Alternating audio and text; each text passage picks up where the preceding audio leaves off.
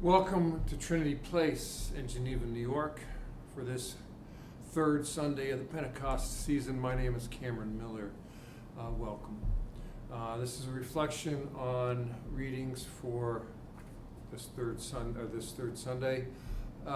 Luke 9:51 through 52, and there's a great Rita Dove poem, which I don't remark on, but if you want to read a great poem, Dawn Revisited by Rita Dove. I'll start with this. Don't you love euphemisms? Check out that first line in the Gospel of Luke, which says, when the days drew near for him to be received up.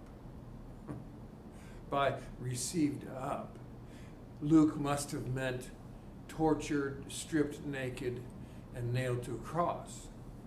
Received up does in fact sound a little better.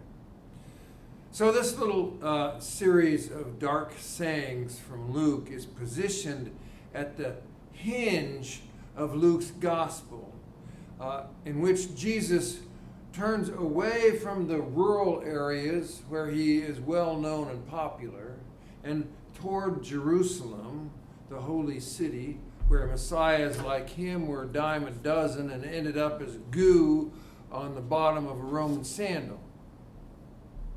Both Matthew and Luke have the sayings that we heard today, while Mark and John do not. The theory is that Matthew and Luke had a common source of Jesus' sayings and stories that Mark, being the earliest gospel, didn't have. Who knows? But these sayings are hard to contend with. I'm going to read them to you, or at least some of them. Starting at 9:59. To another Jesus said, "Follow me." But he said, "Lord, first let me go bury my father."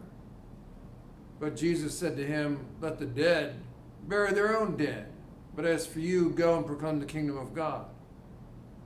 Another said, "I will follow you, Lord, but let me first say farewell to those at my home." Jesus said to him, "No one who puts hand to the plow and looks back is fit for the kingdom of God." So this strikes me as warrior talk. That is, the Jesus who knew that there was a target on his back and was dodging Roman troops' patrols. Jesus, the warrior, who found himself up against it and needed to know whoever was with him had his back. Forget about those who have already been killed, Jesus might have said. And forget about your mom and your dad, because you probably won't ever see him again anyway. Well, that said, I'm not certain there ever was a Jesus the warrior. But the kind of rhetoric Luke has coming out of Jesus' mouth is not an everyday kind of banter. But let me just say that I realize that I talk about Jesus a lot from week to week, and I don't know any more about Jesus than you do. And I know you know that, but I just need to say it once in a while, especially when I'm going to yammer on some more about Jesus. Now, I probably read more about Jesus in the gospel commentaries and whatnot than many of you do, but talking about Jesus and what Jesus said and what Jesus thought and what Jesus did is an educated guessing game. And anyone who pretends otherwise is a delusional lout, not to put too fine a point on it. That said, I'm going to go back to talking about Jesus. So here's my take on the gospel today. The Jewish primal narrative, almost from day one, was torn apart by dueling traditions. There was the purists on the one hand and the prophets on the other, the prophet on the other. Jesus was a prophet. Purists, represented by the priestly class, saw the world as a set of God-given rules. Keep those rules and all is well. Break those rules and all is lost. When the rules were broken, then there were more rules for repairing the fracture. Every offense had a prescription, and every prescription had a secondary solution. It was a very tightly constructed world built like interlocking Legos with a hierarchy of rules. The prophetic tradition saw the world differently. The prophetic vision was of a human landscape that operates within a standard of equality, where goods and services should be distributed evenly, and the good guys lead while the bad guys get punished and then reformed. The prophetic can be infected with the purity virus also, but often the very rigidity of the purity faction acted as its own corrective in the prophetic tradition. Rather than all the rules and whatnot, the prophetic tradition, to put it generally, globally, was that God allows us to suffer the consequences of our own behavior. Jesus the prophet was a peasant. He was impoverished by circumstance, not by choice. That makes a huge difference. We are told by the Gospel of Mark that Jesus lived in Capernaum, that Jesus had a house, and he likely had some kind of business in his house, at least before he became a preacher. Jesus also had some friends who had more means than he did, friends who funded his public ministry. Lazarus, Martha and Mary, and perhaps others must have had provided capital to supplement whatever collections were taken at his sermons. We don't often think about how Jesus was funded, but it's worth thinking about because he was in some way, despite what the Gospel of Luke says today. Now, as you may remember, I spent a little over a decade as a regular visitor to El Salvador. And on one of those visits, I went to a church with over 150,000 members. The pastor and his son, who was also a co-pastor, held 10 services each weekend, each service with 10,000 people in attendance. It was quite amazing, really, because all along the streets on every side of the compound were our vendors selling food, beverages, and clothing from carts and booths. The market's not there during the week, and it's a shady residential neighborhood. But on the weekend, shady as in shade, leafy trees. But on the weekend, it becomes crammed and jammed in this mismatch of commercial enterprise.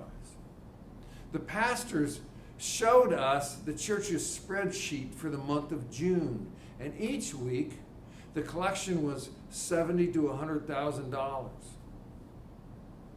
I wonder how our June's going. Now, that's roughly $5 million a year collected from extremely poor people. Attending one of those services, I witnessed people putting quarters in baskets. So $5 million, a few quarters and dollars at a time. when Jesus drew a crowd, his disciples also probably passed the hat. Now, I wish I could get a quarter for every time someone visits our website or Facebook page or YouTube channel. Jesus is so often depicted as this sweet, lamb-holding shepherd who wandered through the world healing and making nice to everybody he met, a kind and a haphazard ministry that ended up with him mistakenly crucified. Not likely. Jesus was an organizer. Jesus was an organizer, and he was strategic. He was a reformer with an agenda, and he probably had some pretty lofty goals. He was also notorious for breaking the purity rules. It's hard for me to imagine Jesus dining with a Roman collaborator one day, a tax collector, for instance, who made his money by demanding imperial taxes and extorting extra for himself, and then the next day rebuking a would-be follower for wanting to go say goodbye to his parents. I'm betting that was Luke's editorial bias, but I could be wrong. But herein is the problem for us. Jesus becomes a purity figure even though he was a prophet. Jesus is this huge canvas upon which we project our own desires and beliefs and hopes. Whether it's Luke's projection of a militant healer, or my projection of a reform-minded organizer, or Paul's projection of an eternal Christ figure, or somebody else's projection of a standard bearer for moral purity, we do not get to know the original Jesus. Nobody, nowhere, anytime gets to know that Jesus. When it comes to Jesus, there is no purity. Now, within Christianity, the purity parties have captured Jesus and imprisoned him under glass so that he is now a litmus test for their purity and for divine acceptance. Meanwhile, Jesus' prophetic vision languishes in domesticated Christian churches that have become a pillar of class and culture, or purveyors of American nationalism. Too often, when America looks at Jesus in the 21st century, it sees itself and its own aspirations. It does not see the prophet, and instead sees the silhouette of its own standard for purity. It does not hear a vision of equitable distribution. It hears justification for individuality and a prosecutor for private property and gun ownership. If I were to tell you that Jesus was in fact an evangelist of basketball and a passionate partisan of the Boston Celtics, you would rightly dismiss it as bunk. And yet, the Jesus we hear in the public square these days in America is as ridiculous and a lot more dangerous. Whatever Jesus we want to espouse needs to be reconciled with the soil in which Jesus is rooted.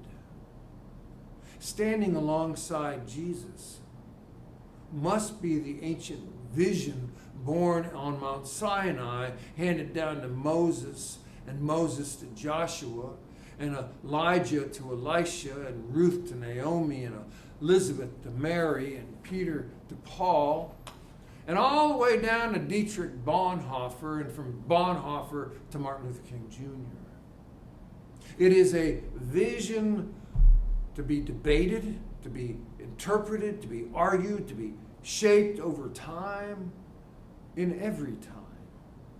It's not a vision to be prescribed or force-fitted or purified. So where does that leave us?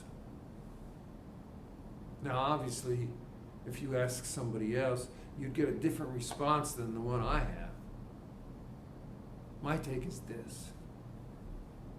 While I wouldn't go so far as to say the concerns of the purity gang are irrelevant and retrograde, I will say that they are not that we are not a purity institution.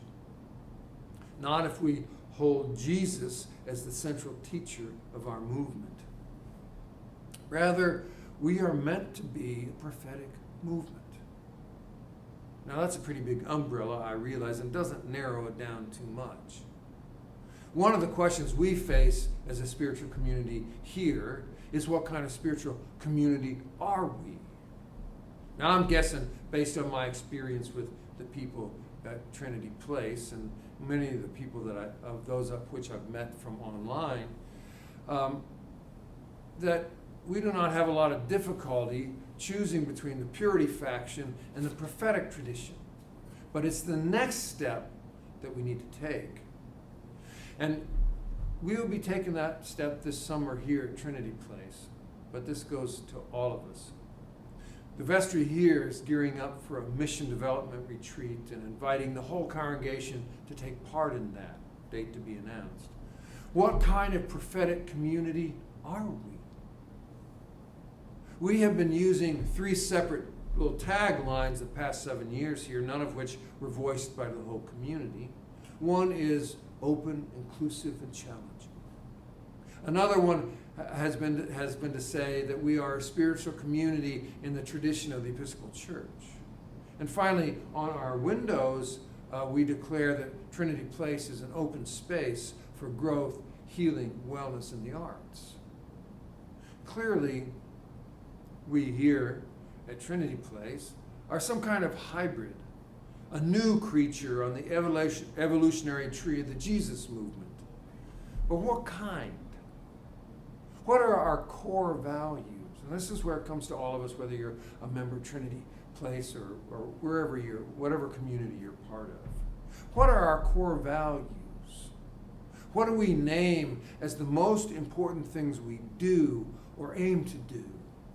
What would diminish us beyond recognition if we could not do it?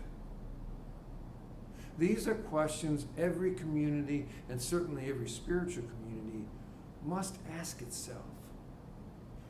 And must ask itself in every generation. We are the new generation here in the life of Trinity Church Geneva. Unlike Luke, I believe we are allowed to turn our faces back and remember, even as we move forward with the plow, digging up and planting the future. I also believe that we can bury the dead and grieve them too, while still being faithful to our newness. And I do believe that we can go home and say goodbye to whoever it is or whatever it is that we're going to be leaving behind, while still being fully engaged as a new kind of community in the Jesus movement. But if we hover too long or too much on the past or on our grief, Jesus will challenge us to stop it and to keep on moving on. Now, if you ask me, and I realize you didn't, I would say that every single one of us was commissioned as a little prophet when we were baptized.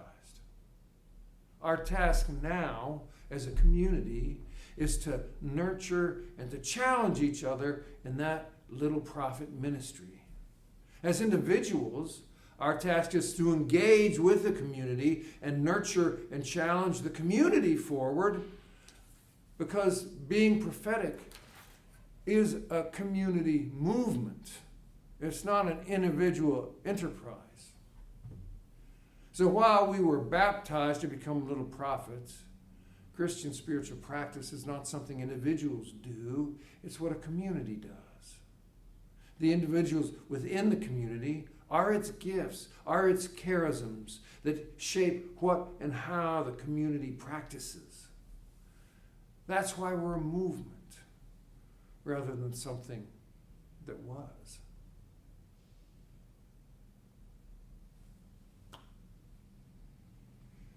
Thank you so much for being part of this and being with us. I wish you peace.